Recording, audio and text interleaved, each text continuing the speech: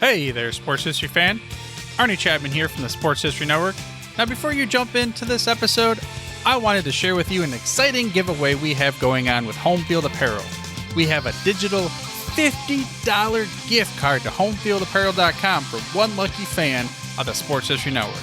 All you got to do is head over to sportshistorynetwork.com/giveaways to sign up.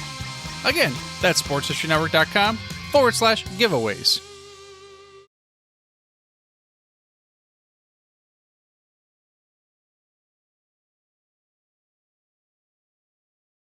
He was a light-hitting infielder from Brooklyn, New York.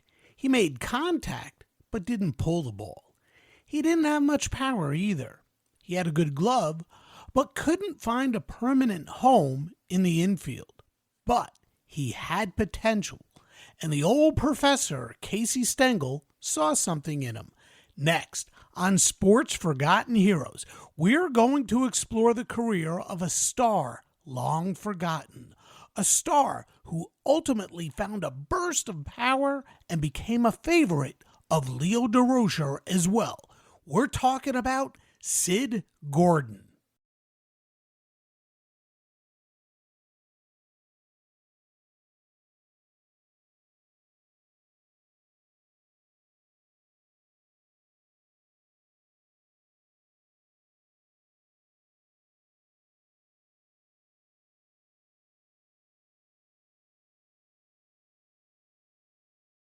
Hello and welcome to Sports Forgotten Heroes, episode number 129, Sid Gordon. As the new baseball season unfolds, what better time to debut the first baseball podcast of the year? What a fun forgotten star to feature, Sid Gordon. Now, I'm pretty sure that most of you have never heard of Gordon. After all, he was not a perennial all-star. He never won an MVP, and sadly, he never won a championship. But let me assure you, for a period of about 5 years, he was as good as anyone. From 1948 through 1952, he averaged over 27 home runs a year. His high was 30 in 1948. He averaged almost 97 RBI a year, with his high being 109 in 1951.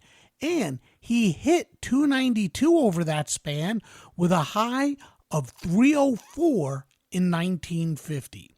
Gordon played for the New York Giants from 1941 through 1949. He was then traded to the Boston Braves in 1950 and was with the team when it moved to Milwaukee in 1953. Then he was traded to the Pittsburgh Pirates and then back to New York with the Giants, where he finished his career in 1955. And while his career was solid, and he did have that terrific 5-year stretch, perhaps his most enduring mark was the way he accepted his fellow ballplayers no matter their ethnicity. He and Jackie Robinson became fast friends. He took Sam Jethro under his wing and also had a fine relationship with players like Roberto Clemente, Satchel Paige, and many others. Joining me today to speak about Sid is a young cousin of his, Steve Cahn, who wrote a terrific book about Sid Gordon, An American Baseball Story. Steve has many stories to share with us, and I'm sure you are going to enjoy all of them. Hey, before we get there, please remember, give Sports Forgotten Heroes a like and a nice review wherever you listen or wherever you watch. Follow on X at SportsFHeroes and look for Sports Forgotten Heroes on Facebook. As always, thanks for your support. Now, a lot to cover here, so let's get straight into today's show with my guest, Steve Cahn. Steve, welcome to Sports Forgotten Heroes. So glad you could jump on. Thanks, Warren. It's really good. It's good to be here. It's good to talk to you. Yeah, awesome. I love this topic, Sid Gordon. You know, it's one of the fun things about this podcast is I get to talk to people like you who have such a passion for the subject matter of whom you're covering. And for you, it's double that because it's a relative. So Yeah. first, tell me how you and Sid are related. Well, we come from a big Brooklyn Jewish family, and my mom grew up in the same household as Sid. My grandmother and Sid's mom were sisters. One of five uh, sisters who came over from Europe at the turn of the century, and all lived in the same apartment building in Brooklyn. I've seen them all together. It was when I was a child. I needed years of therapy to recover from what they were like. But that's how that's how we're related. I'm not really sure if that makes him a first cousin once removed or a second cousin. Nor do I know the difference between the two. I'll But never he's one of understand. those. One of those. Yeah, I'll never understand that. Here's where I want to really start. The subject of the podcast is sports forgotten heroes. I don't talk about Babe Ruth or Jim Brown or Michael Jordan. Everybody knows about those guys. Right. But there are other ball players and football players and basketball players who are great, but for whatever reason, they were overshadowed. Right. And Sid falls into that category because if you think about it, there was a 5 or 6 year period where he was as good as almost anyone in the game. But yet, not that many people remember or know about Sid Gordon. So, for the benefit of those listening or watching who have never heard of Sid Gordon, just how good of a baseball player was he? I mean, during that 5 year stretch from 1948 to 1952, was he not as good as almost anyone else in the Yeah. game? He really was. Um, and that's what separates those who are forgotten from those who are, in the Hall of Fame and, live immortally, as they do that for 20 years. But for that 5 year stretch, I mean, he was in the top three statistically everywhere. Would have won a Golden Glove if they had such an award. Um, the other difference is he didn't win a championship, and that makes a difference because that's the Yeah. folks that we remember. And I got to say, since we connected, sports forgotten heroes. I've mentioned it to a number of friends, and everybody has their own personal sports forgotten heroes. All you have to do is mention that name with somebody, and you get just a tremendous run on of conversation. It's just an incredible topic. But yeah, he's one of them, and for that reason, he didn't win a World Series, and he took him a long time to make it to that level. But during that 5 year run, he was as good as anybody. Yeah, no doubt. No doubt. The other thing too is, like so many during the period of time that Sid played, he was sidelined when he was in World War II. He Yeah. lost a couple of years of playing time. How do you think that time away from baseball might have affected his career? Well, he was fortunate that, and the topic of what these guys did during World War II and how the government and baseball worked together is a great topic. There's a number of really good books on it. He was fortunate enough to play a lot of service ball, as all these guys did.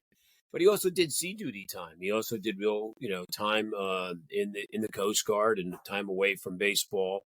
And of course, you're playing service ball at not quite the same level as Major League Baseball. Sure.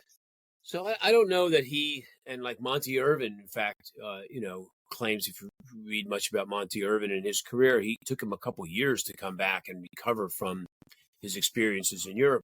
I don't know that Sid had that working against him. He just lost time, in the majors, where productive time in the majors. But, so did Ted Williams, so did Joe DiMaggio, so did Yogi Berra, Yeah. so did Gil Hodges, so did everybody who's great. That's what makes them the greatest generation, frankly. Yeah. Let's go a little further back. Sid grew up in Brooklyn. What was the culture like there when he grew up? Well, Brooklyn has always been a fascinating place. It still is, but it's always been a fascinating place. I didn't live there in the 30s and 40s, but I know many folks who did. Um, and it was just teeming with different neighborhoods, and kids everywhere and sports everywhere, and everybody played baseball. And he couldn't have picked a better place to grow up, because he had two parks up the street from, in different directions from him, where he could play. And there were endless kids and endless games, and it just was where players developed. Phil Rizzuto, is the same way. He just played so much baseball growing up, and he grew up in Brooklyn and then moved to Queens, when he went to high school. And so it was just the those neighborhoods that people kind of long for now, that it doesn't exist anymore, just teamed with incredible athletic talent. What was it about baseball, though? Baseball and Brooklyn. Why, and you could even go back to the Dodgers, right? I mean, it was so heartbreaking when the Dodgers packed up, left Ebbets Field, and Yeah. went to Los Angeles. What is it? What is the magic about Brooklyn and baseball? Why is there such a connection? Well, I have a good friend who's from Brooklyn. He's my age, so he didn't grow up during the Brooklyn Dodger phase, but his parents did, and it's still just a mythical feel. And I went to Brooklyn. Was it last? I think it was last winter. We went to see a Nets game, and I decided I was going to wear my Brooklyn Dodgers hat. So I put a Brooklyn Dodgers hat on. I can't tell how many people pointed out my hat and waved, and I actually saw one other guy just walking down the street with a Brooklyn Dodgers hat. I mean, they haven't played baseball in 74 years, 75 years in Brooklyn. It's just the tightness of the neighborhood. Sid grew up so close that he could hear, the stadium as a kid in Brooklyn. Yet surprisingly, the Dodgers weren't his team. He was a Yankee fan. He was a big fan of the Yankees, wanted to play for the Yankees. Well, back then, who wouldn't, right? They were always winning. Ruse. Lou Gehrig fan. Lou Gehrig fan. Yeah, there you go. That's the other thing too. In today's game, when you look at today's game, most of the players, I guess they come from the South or out West. Right. Because the game, they could play it all year long, Florida, Yeah. and Texas, and California. But back then, a lot of ball players, and you mentioned one, Phil Rizzuto, another, Sid Gordon, came from Brooklyn. How good was the caliber of youth baseball and high school baseball all the way? How good was the caliber of baseball in Brooklyn back then? It was really the mecca of baseball. The world was different then. If you lived in a rural area, you played sandlot ball, but you could barely scratch together enough folks to play a game. Where in Brooklyn, that's what everybody did. In New York City, that's what everybody did. It's what everybody played. It was that they played other sports. They loved other sports, but baseball was just a city passion that it's hard to describe. And you had so much competition, so much time to play, and that it just developed talent. There's a great statistic out there. Major League Baseball keeps track of where players come from statistically. Mm-hmm. How many professional baseball players have come from every state, down to region of the country. And New York, even now, where New York's not producing baseball players like it once did, New York is produced 10 times more professional baseball players than any place in the country, and so has Brooklyn. I can't remember the numbers. I can't remember the statistics, and so I don't want to just make up numbers. But if you look at how many professional baseball players have come from New York, it is probably 5 times more than any other state in the country. It's incredible. Wow, that's amazing. I didn't know that. That's pretty amazing, because you would think that with the way the game is played today and where they all come from, I guess still, a couple of New Yorkers sneak in here and there. But yeah, wow, that really is that's Yeah, surprising. it's not really a city game anymore. The game has changed. You're right. If you live in Florida or Texas or California as a kid, you've got a huge advantage because you can play Yeah, year round. yeah, Um, yeah. You said that Sid wanted to be on the Yankees. He was a New York Yankees fan. He always wanted to be a Major League Baseball player. What was it about the game that he loved so much? And what was it about the game and how he was able to convince the New York Giants, the San Francisco Giants, you got to educate some people. Most people out there know that the San Francisco Giants used to be the New York Giants, who played at the Polo Grounds, which was almost next door to Yankee Stadium. And the Los Angeles Dodgers used to be the Brooklyn Dodgers. They both went out to California at the same time. How good a youth player was Sid, and what did he have to do to convince the New York Giants to take a chance on him, and why the New York Giants and not the Brooklyn Dodgers and not the New York Yankees?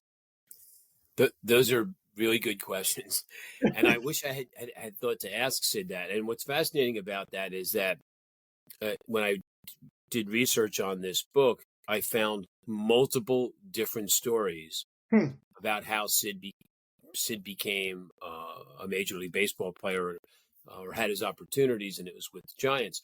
He initially had a tryout. He was one of the better players in the city, and his high school coach at Tilden High School in Brooklyn knew Casey Stengel and was able to get him a tryout with the Dodgers. The original story I read was that somehow there was this private tryout. Later on, I read an article that Sid had discussed. It was about 200 kids that the Dodgers tried out, and they kept cutting kids and cutting kids. And it came down to the end, and he said, I just went up to Casey Stengel and said, do I have a future in this business? And Stengel promised him that he did. And that Stengel said, I'm going to look for a place for you in our farm system. Now, this was during the Depression, so there was not a lot of money. And what happened is, shortly after that conversation, Stengel got fired and was no longer there. And that was the end of Sid's, Brooklyn, potential career. He then was just playing sandlot baseball. He played for a year at Long Island University. He played sandlot baseball and was just played. He played for all the famous, New York sandlot teams.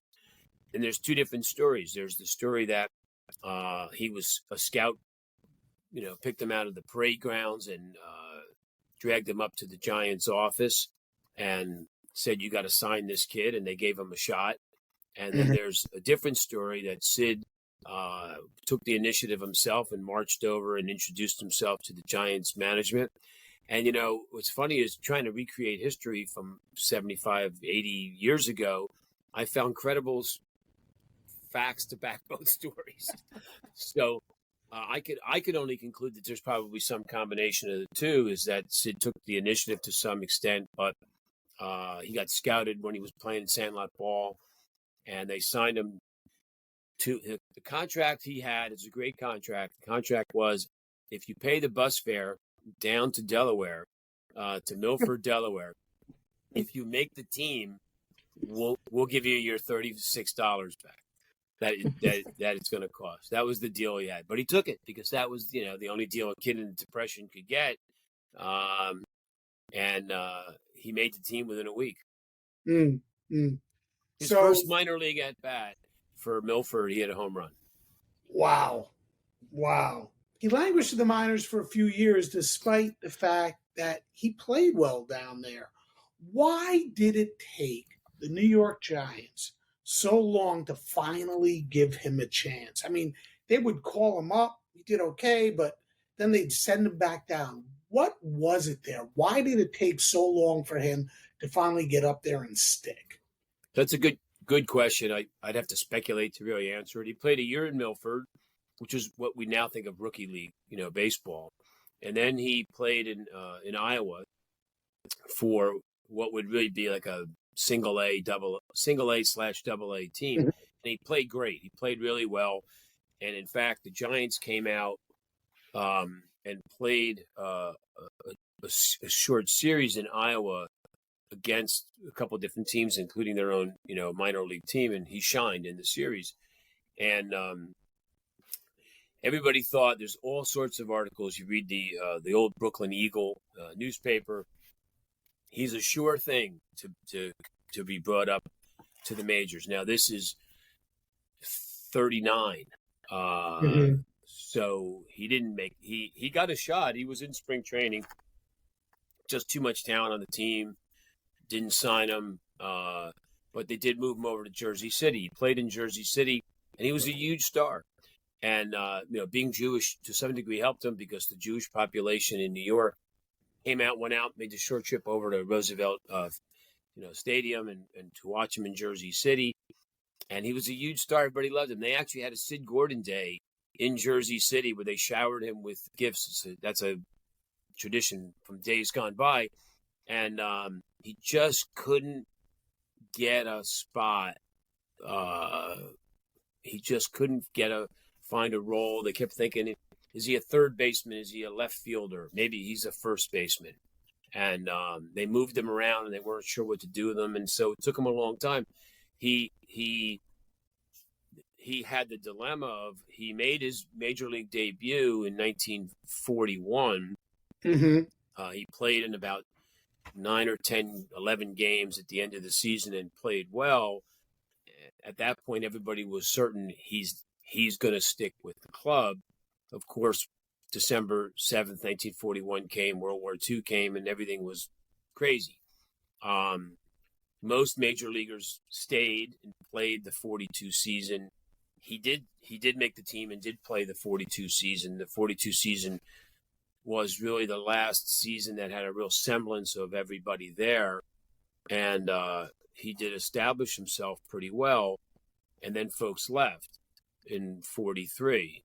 And it's an interesting, you wish you could ask people, when you write a book, you kind of have to, while I know the person, you have to think, how are they making these decisions? You got to piece together all the evidence you have.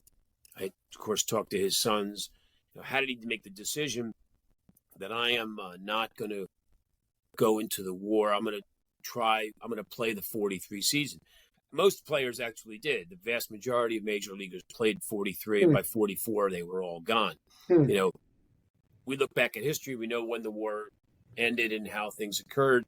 But if in 1943 and 1944, there was no end in sight to World War II. I mean, everybody thought it would go on for years. So it took to those war years for him to really establish himself. And the war years, there's several books on the war years, are fascinating because guys played all over. Sid played everywhere on the field, wherever they needed him that day. He even pitched. He never pitched in the majors. No, but he pitched in the base games or whatever you want. He pitched when he played on a great Coast Guard team in Curtis Bay in Maryland, and he pitched a lot of games. I was surprised to see that when I found the old articles of him pitching. I was surprised that he had pitched, and he pitched some barnstorming games. He was used to come in and throw. He was known as having a great arm. He could really throw from the outfield. He could make that throw from third base. I don't know that he could throw a curveball. I think he just was a third baseman.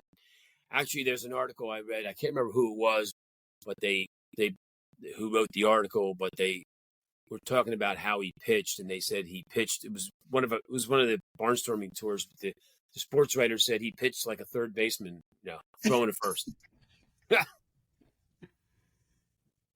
Yeah, so he finally makes it to the majors. He finally sticks with the Giants, and then he did. He went into the war.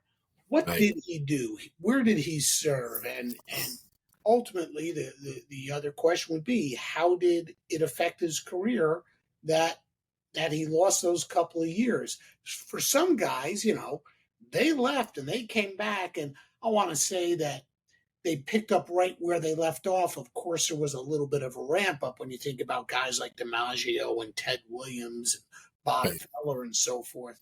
But how did it affect Sid, and what was Sid's involvement in the war?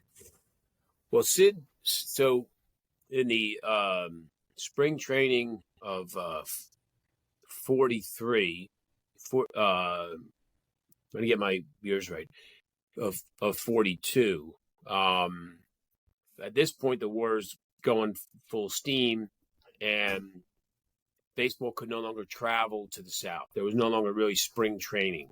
Mm-hmm. Spring training was where you were. Mm-hmm. The Giants trained in Lakewood, New Jersey. The Yankees trained up the street in Asbury Park. If I'm a Jersey guy, the Yankees got the better deal. They stayed in this great resort right on the beach, and they trained at the local high school and had a great time of it. The Giants were down the road in Lakewood, and there's some really cool pictures you can find online of them playing in snow flying around and everything. But he got called up for the draft during spring training, as a lot of other players did. He left. He had his physical, and the Defense Department, the government, decided to take these guys and defer them. A lot of them, they just defer them. You can finish the season when the season's over. You can play. And people question that, but you have to understand, baseball was so important to America. The psychology of America, the psyche of America. To close baseball down would have been devastating. Also, the economic value of baseball. Thousands, not just the players, tens of thousands of jobs depended on Major League Baseball. And this was a time where we were first getting out of the Depression. So very difficult decisions had to be made at the higher levels. What are we going to do with baseball? Who's going to play? So he played that last season, and then he went into the Coast Guard. Went to basic training in the Coast Guard at Coney Island, which sounds terrific, except for the fact that it was in the fall, and they had to swim in the, they do water training, and they swim in the water, and the water is not too warm in Coney Island in November. He was stationed at Curtis Bay in Maryland, which is right by the Chesapeake. It's a Coast Guard base, and they did a couple things there. They did shipbuilding there. It was right on the water. The Coast Guard's mission in World War II was beyond just patrolling the coastal waters. They actually used the Coast Guard overseas tremendously to supplement the Navy. He did. I can't remember the numbers now, but he did about 1/3 of his time. He served about almost 3 years in the Coast Guard. He did about 1/3 of his time of sea time, which was primarily coastal patrols. He was looking for nukes. Right. Yeah. Many Americans don't realize that the Germans took the war to us in 41 and 42, and were right off the coast, and were sunk thousands of ships, and mined the Chesapeake, and the war was here. And a lot of people don't really realize that. And so the Coast Guard was the frontline defense, and he took part in lots of those different coastal patrols. He also played baseball during the baseball season. They toured pretty locally, Maryland, Virginia, the Carolinas, teams like that. There's actually a great book called Cloudbusters, which is a book about Ted Williams' baseball team during the service. There was a team. It's one of the best, to me, one of the most interesting books I've read. It talks about these guys that were in Navy pre-flight training, and they put together a baseball squad, and they played, service ball. Ted Williams was on the team. Later, not at the same time, but George Bush, Sr., the father, played on that same baseball team. And it was just part of, what they did. So he did those two things. He played baseball. He played some interesting games. He played against Roy Campanella. When Roy Campanella played on a Negro League team out of Baltimore, he Gordon's Coast Guard team played against them in 1943. So that's what he did. Right at the end of the war, he got assigned to a ship that was scheduled to sail to Japan. This was when we weren't sure how the war would end, and he was assigned to a ship. The ship, it was a new ship. It got commissioned. It worked up to go to Japan. The plan was this ship was going to participate in the invasion of mainland Japan in 1945. About a month before the boat was scheduled to sail to the Pacific, the war ended with the dropping of the 2 atomic bombs. So he never left. And then when he came back, he sort of had to earn his position with the Giants again. Talk about that, how he wasn't able to just walk back in and reclaim his position. But the interesting thing about that is, if I follow correctly, there was some sort of a declaration that when you returned from the war, you were supposed to be given your old job back. So these ball players are coming back. Yeah. They might not necessarily have been given the same job they had previously. So how did all that work? And again, Sid had to earn his stay again. Yeah, he was never a ball player that anybody gave him anything. He really had to earn every at bat. So in 1946 is the time that all these guys are back, and that's when the GI Bill came about. The GI Bill was not really designed for baseball. The GI Bill was designed for factory workers and other folks to protect their jobs. You've served your country. You're entitled to go back to your job. But baseball players said, "Hey, we have a job. It's playing baseball. Why can't I be the third baseman of the Phillies, the Cardinals, whatever?" And There was an interesting conflict about that. One of the things baseball did is they expanded the rosters in 46. I can't remember the exact numbers, but if it was 25, it became 32, and they let teams carry more players. He went back and he played. He was a starter from 46. He started during the early war years, but he was a starter from 46 on. But he was not a steady starter. I mean, there was always somebody, nipping at his heels. Yeah. Is this young guy a better third baseman? Is he a better left fielder? Maybe Sid should be in right. He was a consistent hitter, and if you hit, I remember as a kid playing Little League, if you could hit, they find a spot for you. So right. But he had to earn it. I mean, it wasn't given to him. He was just, a scrappy type of player. He was one of those players. I don't want to say a Pete Rose type player because that's not a fair comparison. Pete Rose is, one of the greats of the game, but he played that way. He gave you everything he had every day, and then at the end of the day, he went home, came back the next day. This next question is a really important question. One of Sid's good friends from his day in baseball was Jackie Robinson. How did they meet? And why did they become such fast friends?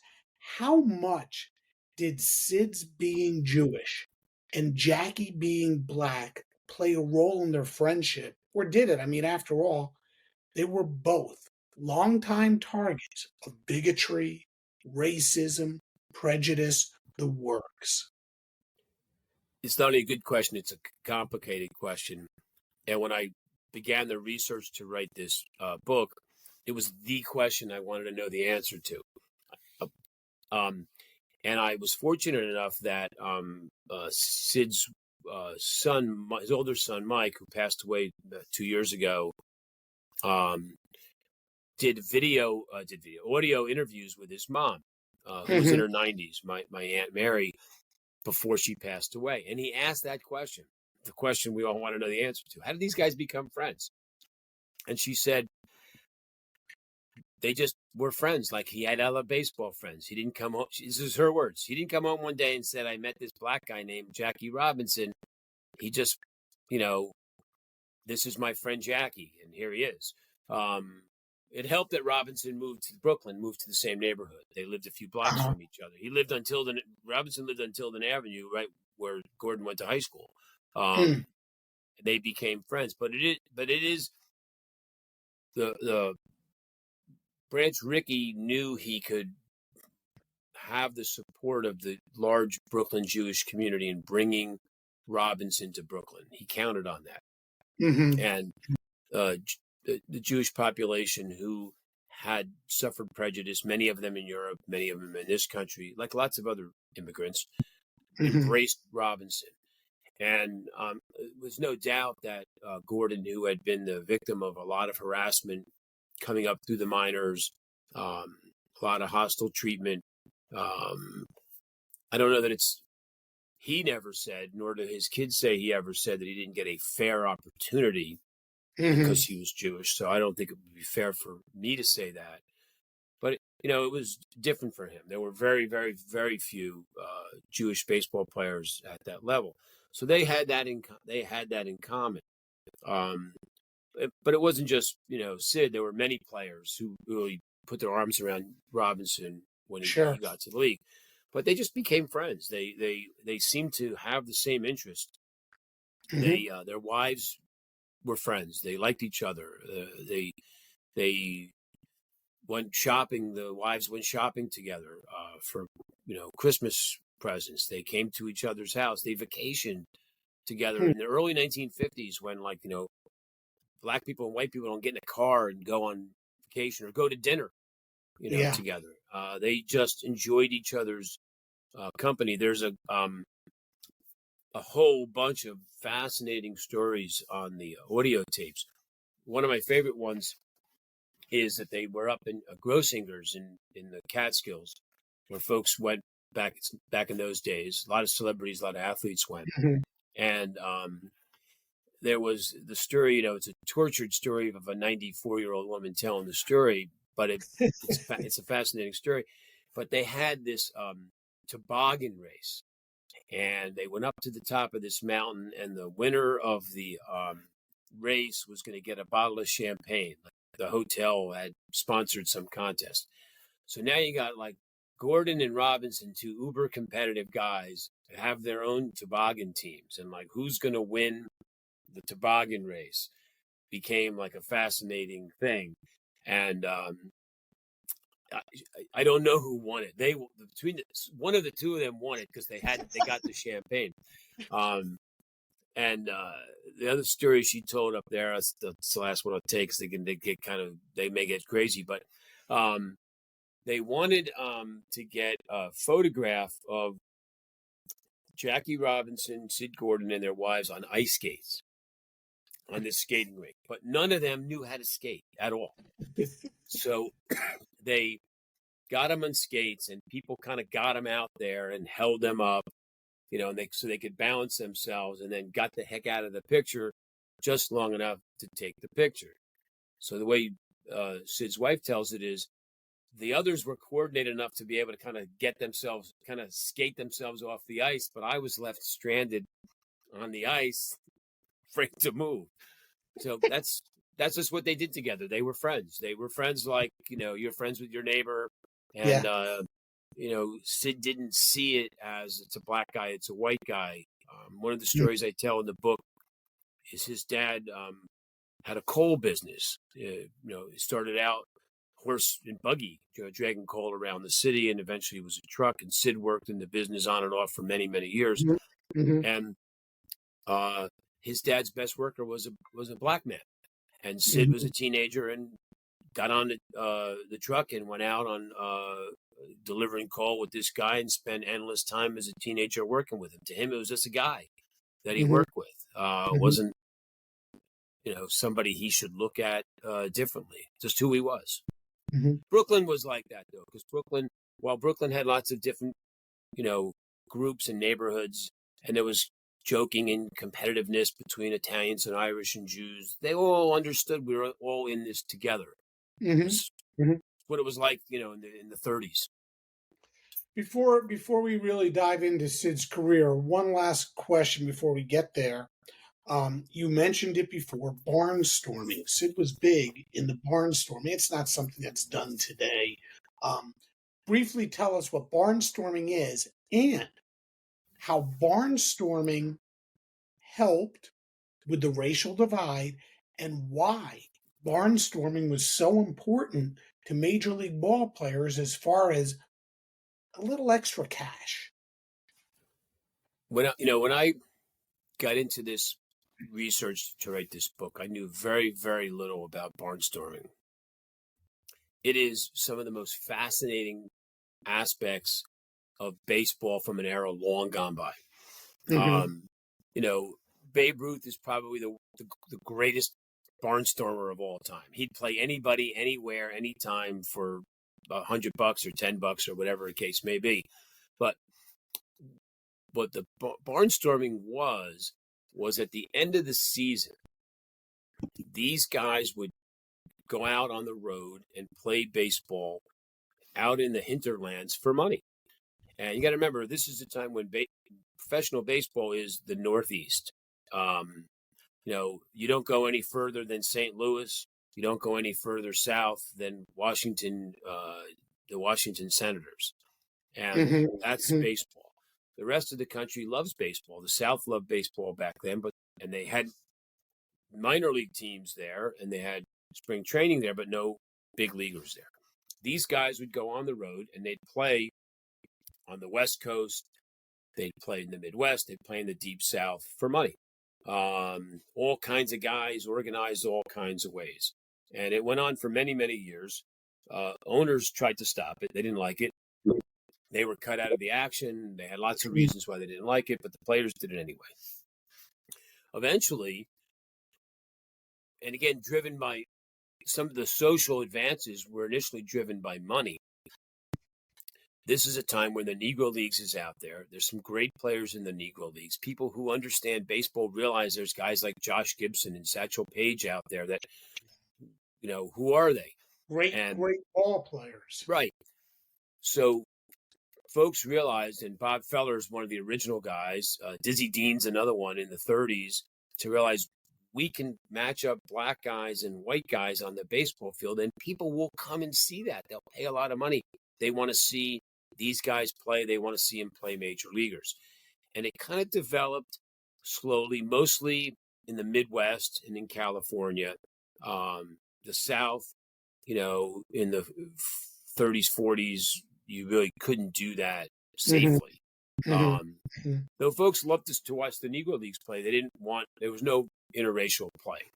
So, Gordon, I don't know if it was driven by money or driven by the love of the game, played in a number of these games. Trying to research barnstorming is impossible. You just can't. Sure. You can't, because there's no real truthful written history of it. You read an article, and then you read another article, and they're totally different stories. You read a book, and some guy will tell you, here's everybody who played everywhere. And then if you try and research that, half of it's wrong. But Gordon played a number of barnstorming games. All of them I can't really figure out, because I've seen different stories here and there. But he played in this one fascinating series, which is in the book that I wrote in 1951, where Gil Hodges leads a team of all white major league players, real stars, Whitey Ford, big time players, against a team of all black players led by Roy Campanella. 8 Hall of Famers between the two teams played in this series, and they went and played into the Deep South. And Robinson later on did something similar with Ralph Branca and Gil Hodges in 53. And it became in the 50s more of this, where you had black and white players playing against each other, playing together. The 51 series, the Hodges Campanella series, is really the first one like its kind, where real big time stars are playing. But it changed the way people looked at baseball and baseball players, mostly young people, because black and white people came out equally to these games. The whites may have cheered for the whites and the blacks may have cheered for the blacks. But if you read the accounts of these games, when the games are over, the fans came down on the field and they intermingled and Wow. for the first time. Wow.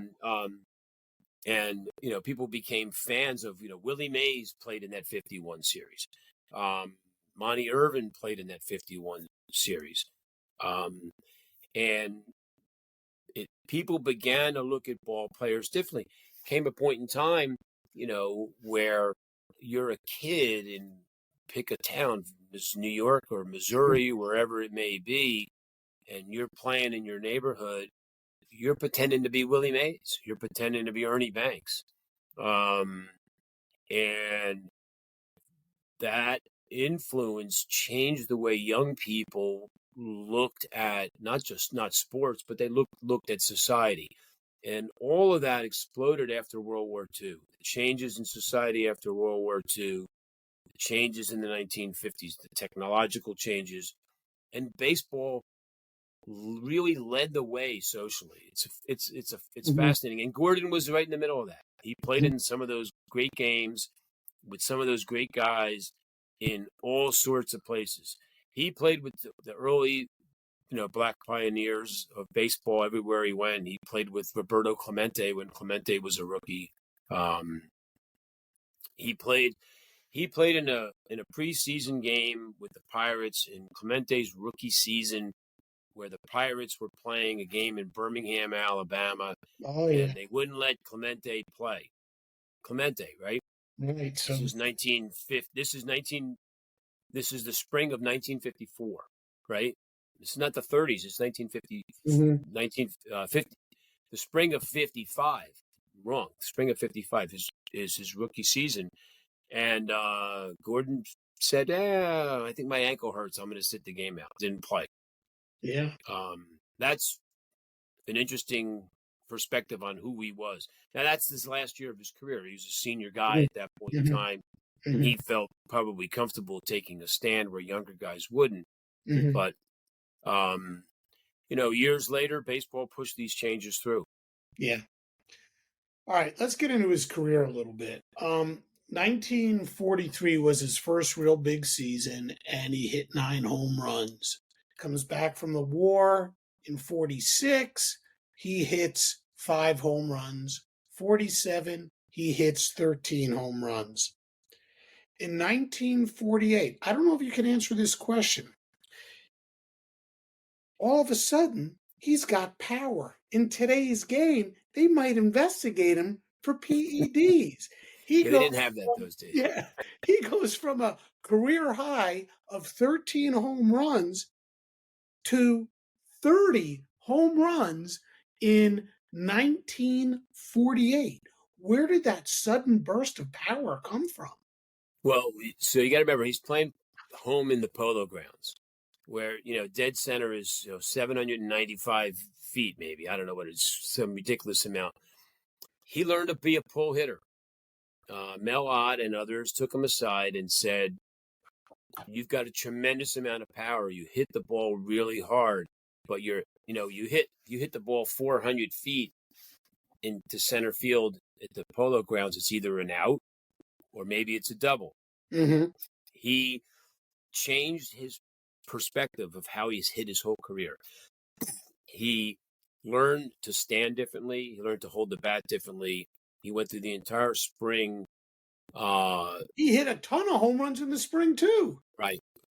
Learning to be a pull hitter and learning to harness his power and drive the ball to left field.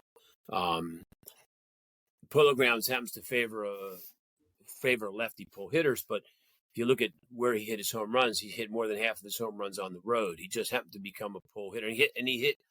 He hit some balls like out of stadiums, like wow, record shots. He learned how to hit. He learned how to be a power hitter. Is the answer. He was a strong kid who could hit hard, but he was not being productive. And he spent the time. He was willing to put in the hard work. Even here he is. This guy's been in the majors for a number of years, and someone told him, "You got to learn to hit differently," and he did. That's the answer of why in 48, 49, 50, 51, 50, he hit, I think, an average 27 or 28 home runs a year, which in those days put you in the top 3 or 4 or 5 in the league every year. Yeah, 30, 26, 27, 29, 25, 19, Right. and then he slowed down some. Hey, Leo Durocher, obviously anybody on any podcast, on any show, you could talk hours about the lip. But instead, tell us about the relationship between Leo and Sid. I mean, Leo had a ton of respect for Sid. He even noticed him and had good things to say about him when Sid was on the Giants and Leo was still the manager of the Dodgers. What was it about the style of game that Sid played that Leo respected so much? Durocher, you're right. There's books, and somebody should do. I don't know who would be Leo Durocher in a movie, That's a but good there question. really should be. Maybe there'd be no interest in it except for baseball nuts. A Leo Durocher movie, Well, if you go but off the field, there'd be a lot of interest. yeah, oh yeah, that's true. You could probably do. Yeah, I'm not sure how it'd be rated, but um, Durocher is a fascinating guy because he is. I don't know if there's ever been before or after anybody like him. The hardest playing guy, the I don't want to say the dirtiest guy because that's not a fair statement, but maybe it is. I don't know. But he loved Sid. He loved the way Sid played hard, played and hustled. Um, and there was a magazine article that I have it on the shelf here. I can't remember the darn sports magazine, one of those sports magazines from back in the day, where Durocher tells a story about Sid playing a game in 1948 with the Giants, where he's playing third base and there's a pop fly up into the behind third base towards the bleachers.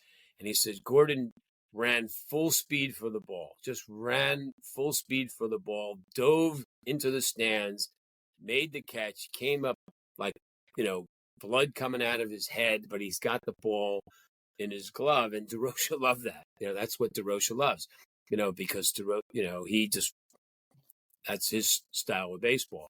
Is he wants a guy who's going to, give you his kidney to get a double play. And there's a lot of great Durocher quotes over the years of Gordon. If you read news articles, Durocher's constantly saying stuff about him. It killed him to trade him. Well, I want to go there. That's my next question. Here Sid is a mild mannered guy, is respected by Durocher. Plays, you said, like Pete Rose, hard nosed guy. I mean, the guy played to win the game. He was respected. He played hard. He loved the game. He has his best season with the Giants in 48. He hits 30 home runs, knocks in 107, and hits 299. He follows that up in 49 with 26 home runs, 90 ribbies, and a 284 batting average. Right. And then they trade him. Why? Well, the Giants, I don't remember, what did they come in fifth? I mean, they fourth, fifth. They wanted to win. Durocher won. He's their best player. Yeah, well, the story behind the trade is a fascinating story. Is they needed to. Durocher's style of baseball was not long ball hitters. The Giants and Horace Stoneham loved hard long ball hitters. That wasn't Leo's game. Leo's game was good at middle infield, small ball producing runs, and he was a shortstop, and that's how he viewed the game. And he probably wasn't wrong if you look at it statistically. The Giants were losing a lot of games by 1 or 2 runs. They weren't playing good defense. They weren't getting, and this was, he is a master of the game. They weren't getting those inning-ending double plays. So, and then the inning goes on, and the other team ends up with a big inning or scores here and there because they weren't turning those double plays. And he wanted to change that. He felt that's what they needed. And he wanted Alvin Dark, who was on the Braves, and he sensed an opportunity because the Braves had dissension in the dugout over the manager issues. Mm-hmm. And he wanted to get Dark, and he wanted to get a better second baseman. And he always loved Stanky as well. So he was able to position themselves in a trade where they could get both Stanky at second and Alvin Dark at shortstop, which is what he viewed as a key middle infield, which the Giants were lacking. And there's a great article. I can't recall the name now. Who the general manager is for the Braves, who turns to Durocher and he says, "If you were me, would you take that deal?" And Durocher honestly says, "Yeah, I don't think I would." And he wants one more player. So what he wants is, and it was a multi-player trade. I mean, the Giants traded like 5 guys for 4. It was a very complicated trade. He wanted the Giants to basically say, take anybody you want. If you want Alvin Dark, who was the rookie of the year, I'm pretty sure he was the rookie of the year that year. If you want him, you got to open up whoever you can take. And the Giants were only allowed to protect, I think, 2 or 3 players. And Sid just didn't make the list of guys they could protect. And the Braves said, "We want Gordon," and Durocher says you can't have him. And he says, "If you don't give us Gordon, the deal's off." And they made the deal. He went. Horace Stoneham had given him a blank check. You do the negotiating. He went to Stoneham and he said, "I made the deal. I got the guys we wanted. It's going to turn our luck around," which it did. But we got to give up Gordon, and Stoneham didn't want to go for it. And Durocher had to convince him it was okay. Stoneham felt so bad because he had just negotiated. Sid wanted $30,000 a year for his new. I forget what he was making in the low 20s. He wanted $30,000 a year.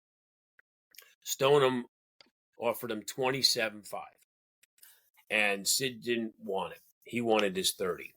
And Durocher came in to the meeting and said, "Sid, we love you. You're a great player. $27,500 is fair." Sid said, "Leo, I trust you. I'll take the $27,500." Horace Stoneham felt so bad. He felt we took advantage of Sid because in those days they had to pay him the $27,500. That was the deal. He couldn't go renegotiate his contract with the Braves. He was stuck with that. Stoneham wrote a personal check out of his pocket and sent it to Sid's wife, actually, for the $2,500 that he felt he screwed him out of in the negotiations the month earlier. That's how much respect he had. And that's also, I mean, that's the... And he wanted him back. He tried and tried and tried to get him back. And the kind of person that Sid was on display again when he got to Boston. Sam Jethro. Tell me about the relationship of Sid and Sam Jethro and how Sid, coached him along, brought him along. Right. I don't know if it was, I don't know. It'd be a great question if you could ask folks now, go back in history and ask folks that are deceased why they did things. We just have to, or piecing history together, we just have to figure these things out. But he was either in the right place at the right time, or it was something that was important to him. He was on multiple teams that first integrated. He was with the Giants when they brought in Hank Thompson and Monty Irvin. He was in the locker room where it's not as famous, the Leo Durocher speech, as the one that you see in the movies with Jackie Robinson. But Durocher gave the same speech. I don't care if he's pink with orange polka dots, he's playing for us speech. And,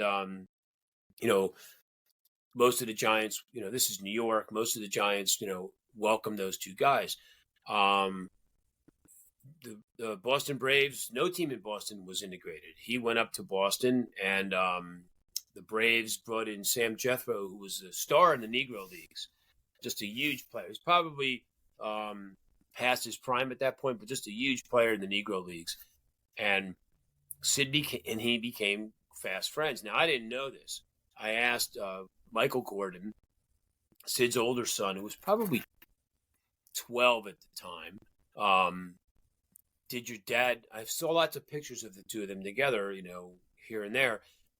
Did your dad and Sam Jethro have a close relationship? And he laughed, and I didn't know what it was about. And he said, Jethro was at our house all the time. And I said, really, tell me about it. He says, I was very good friends with Jethro. He was a great guy. I was real good friends with him. My dad was good friends with him. But we had a housekeeper who was African-American, and Jethro liked her and was at the house, trying to go out on a date with the woman, and did go out on dates with the women. And that was why he was at the house. So Jethro was somebody who was at their house all the time, was part of the family. And, I don't know because he was African American. It just was, he was a guy. He was his teammate, and he was his pal. When Sid was, the story behind Sid being traded to the Pirates, Jethro was in the same trade when the Milwaukee Braves then traded Sid and Sam Jethro to the Pirates. Branch Rickey was now the general manager of the Pirates. He wanted to integrate the Pirates. There was a lot of pressure from folks in Pittsburgh, African Americans in Pittsburgh, to integrate the Pirates, and he wanted to do it. He didn't have the same community base of support that he did in Brooklyn, but he traded to bring Sid Gordon in because he wanted Sid there, and he brought in Sam Jethro. Ultimately, Kurt Roberts was the guy he brought in the same time to break the color barrier in Pittsburgh. So Sid is the only guy that I can find in history who was on three groundbreaking teams: the Giants in '49, the Braves in 1950, the Pirates in '54, and actually Milwaukee in '53. If you think about it, because Milwaukee was integrated in '53. Jethro was a great player. He was the Rookie of the Year that year. He had a great season. It was really the tail end of his career. But a great player, incredible base runner, incredible hitter, fast guy in the outfield. What kind of ball player was Sid? Let's talk about him on the field. I mean, the guy had power. He could hit for average. Infielder, outfielder. Tell us about Sid's game. And I ask this question a lot. In today's game, who would you compare him to? Well, that's a tough one. What he couldn't do is run. He could not run. And it hurt him. He hit into a lot of double plays. Rich Gordon, who we were hoping to have that join us tonight, we couldn't get him, would tell you, Sid used to say, if you hit it far enough, it doesn't matter how fast you are. But he was not a great base runner. I want to say his career high of stolen bases is 9. Maybe it's 11. I don't remember. And it was 8 stolen bases. 8, there you go. 1948. Right. He did, though, if you go back and you look, when he played in Jersey City, he was actually known as pretty good base runner and fast. But by the time he got to the majors, later in his career, he had a lot of leg problems. And they're described in the newspapers of the day as blood clots. I don't know that there were blood clots. They probably were. He might have just had like chronic, cramping issues, but he was not a good runner. Who of today? That's a tough question. He's a power hitter. I don't know. You can, because players are different now. He played everywhere. He played every single position on the field and played it well in the majors, except pitching and catching. That's right. I was thinking about it, and you being a Mets fan, me being a Mets fan, the name that keeps coming to mind today would be a guy like Jeff McNeil, who plays everywhere. Yeah. But those guys are the exception. Yeah. Getting to catching. So Sid knew after the '49 season, Durocher wanted to make a lot of changes, and he knew that he was going to have to once again scrap for a spot. This is a guy who was an all-star. He was on the 1949 all-star team. But at the end of the '49 season, he didn't feel that he was necessarily secure. So he went to Durocher and he said, "Can I catch?" Durocher said, "Catch? What do you mean catch?" And he said, "Yeah, I can catch. I used to catch when I played in the Coast Guard, and I caught a couple games." And Durocher said, "He's a third baseman. He's got a great arm. Let's try him out at catcher." And he was pretty good. He could have caught, but he was willing to catch. That's actually a great quote Durocher's interviewed. This is before the trade. Durocher's interviewed about that because the story came out about Gordon wanting to catch. And Durocher said, it's not my idea, it's his idea.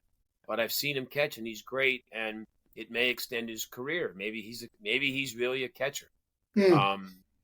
So, and except he did pitch, not in the majors, but he did pitch somewhere along the way. So, there's not a lot of guys like that. Mm-hmm.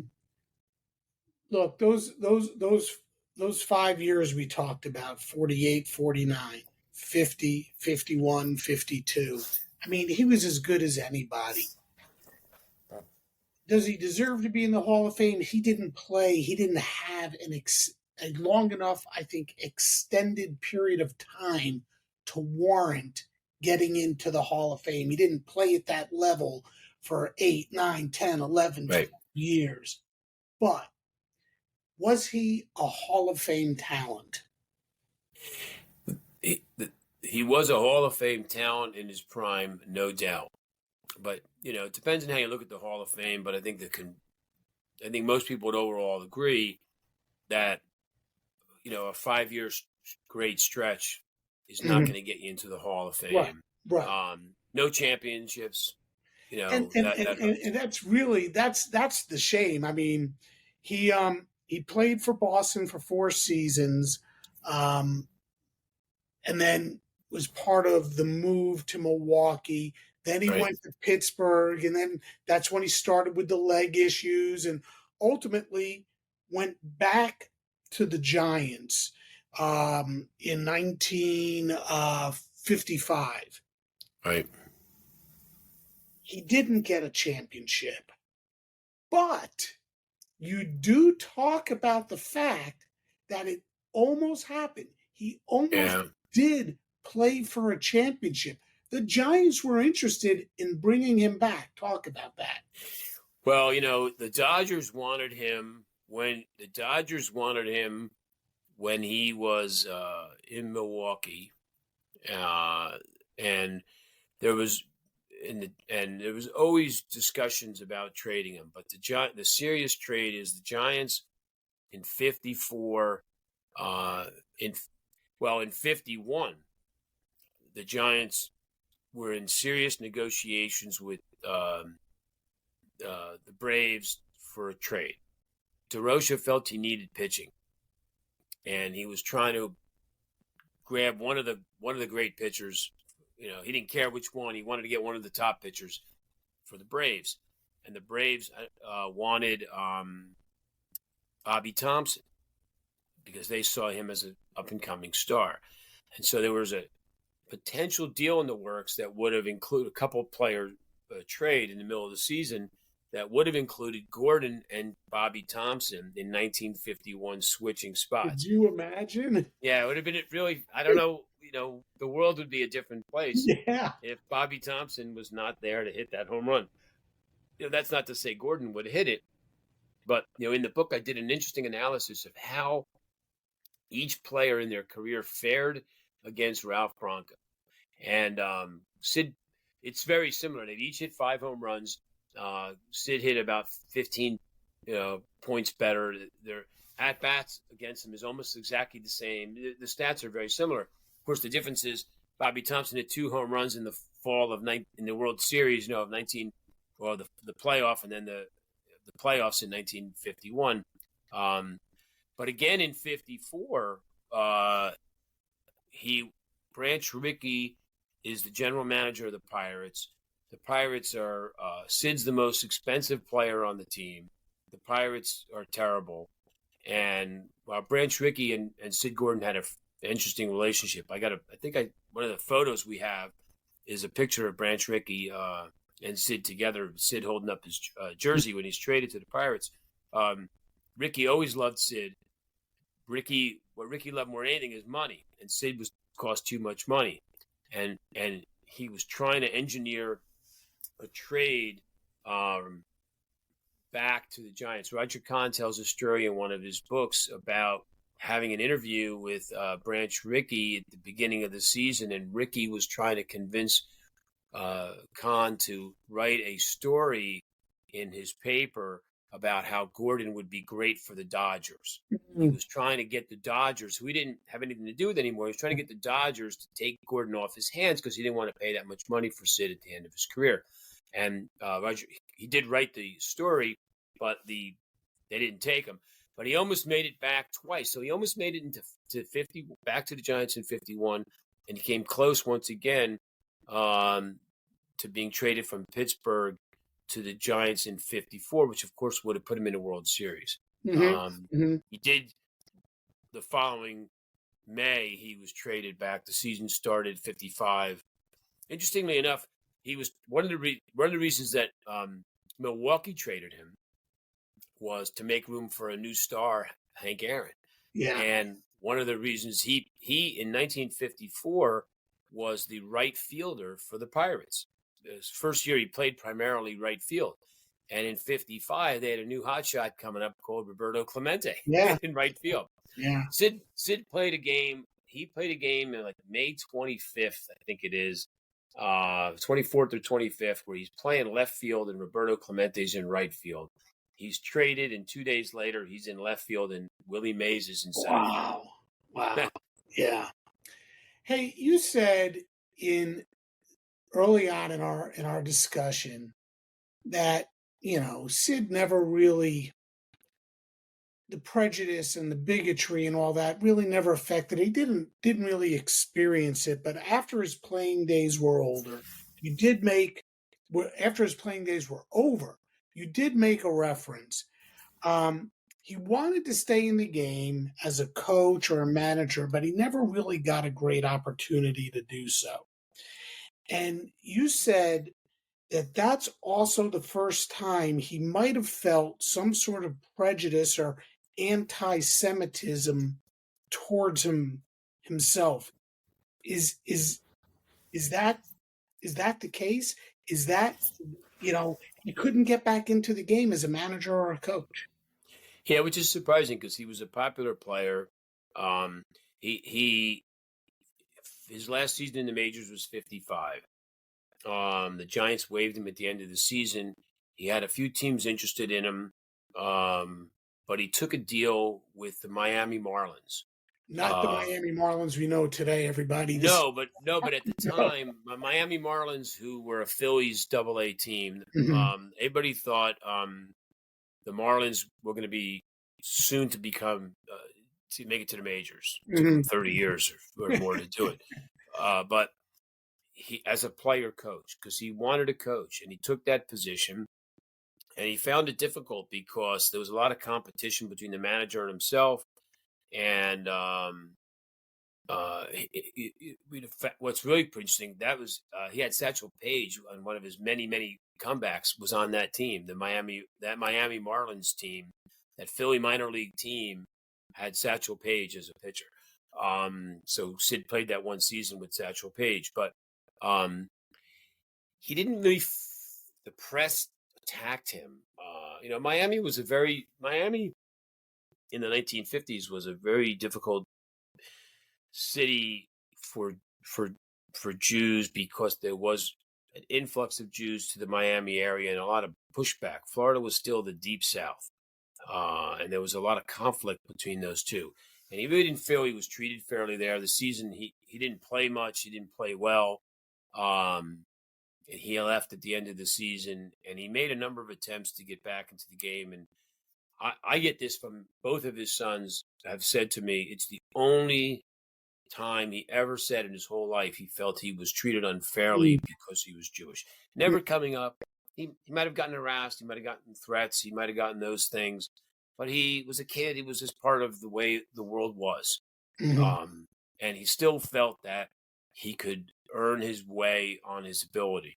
But it was the only time he felt that he really wasn't given an opportunity in the management of the game. Now, is that true? I don't know. I know Sid, from when I was a kid. I know him more from my study of him and my research on him, and the hours and hours and hours of conversation with his kids. He's not a complainer. He's not one who blames somebody else for because he struck out. Mm-hmm. So I don't know if it's true or not. The world was a totally different place back then than it is now. But that was his perception. And you would think, most of his contemporaries, guys he played with, many, many, many guys he played with that he was better than, had that opportunity and coached and managed. So, Hey, it's been a fascinating hour, Steve. I really love this discussion, but we're going to have to wrap it up. So, in the end, how do you sum up the career of Sid Gordon?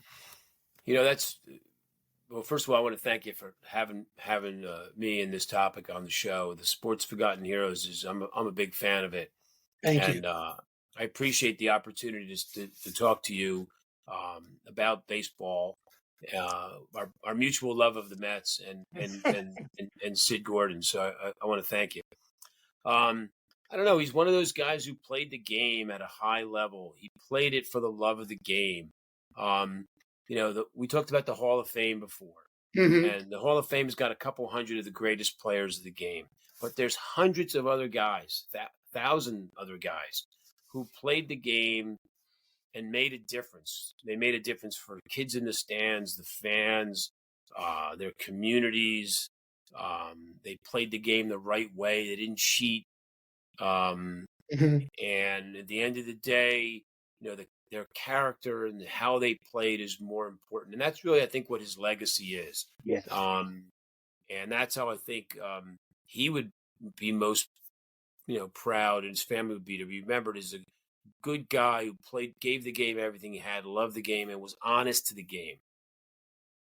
Awesome.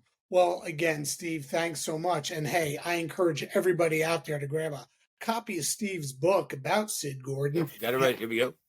There you go, Sid Gordon. Great book. Really, it was a fun book to read. You go really in depth. We didn't cover everything that was in there. We could talk about Eisenhower and how his experience might have actually changed the world we live in today had some sort of a truth been told. Perhaps not. But great book. And Steve, I really appreciate you spending so much time with us. And this was great. Thank you so much. Thanks, Warren. I look forward to seeing you again. Absolutely. For his career, Sid hit .283 with 202 home runs and 805 RBI. Certainly a solid career. And who knows how much better it could have been had he learned to pull the ball sooner and if he was a member of the famous New York Giants team of 1951. Thanks to Steve for sharing so much with us, and thanks to all of you for your support. And we'll see you next time on Sports Forgotten Heroes. Hey there, sports history fan. This is Arnie Chapman, aka the Football History Dude, and I wanted to thank you for stopping by to listen to another episode here on the Sports History Network. Our podcasters are passionate about uncovering and sharing sports stories from yesteryear. And if you didn't know it already, we have over 30 shows across the network covering all sorts of sports history topics. In fact, here's a glimpse into one of our awesome podcasts here on the network. Each week, the official Football Learning Academy podcast will take you deep into the history of pro football through interviews with players, coaches, or administrators in the NFL, as well as interviews with Pro Football Hall of Fame selectors, authors, and historians. You'll learn how the game evolved and important moments that shaped the sport into what it is today. And don't miss the Pro Football History Nugget of the Week. Listen to the official Football Learning Academy podcast on the Sports History Network. How about that? I bet you're super hyped to go listen to that new podcast, right? Well, to learn about this show and all the other podcasts on the network, head over to sportshistorynetwork.com/podcast. Again, that's sportshistorynetwork.com/podcast. Head over there today to find your next favorite sports history podcast.